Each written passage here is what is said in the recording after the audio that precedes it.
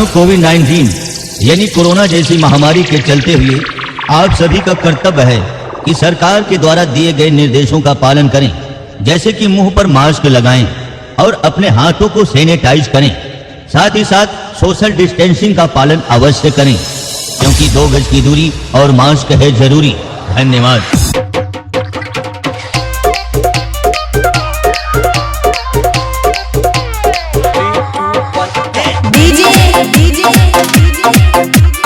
Rajuraj High Tech, Rajuraj High Tech, Rajuraj High Tech, TMP6,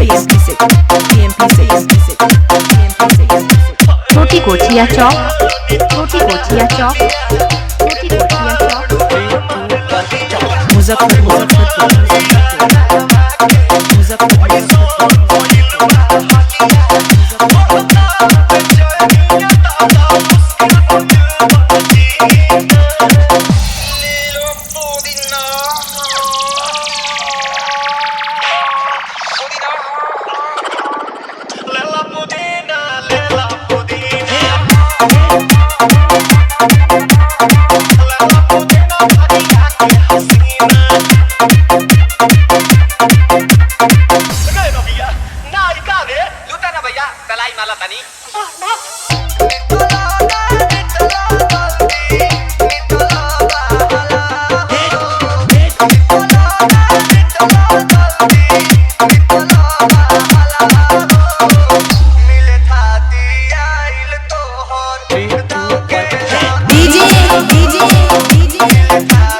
Rajuraj High Tech, Rajuraj High Tech, Rajuraj High Tech, TMP6,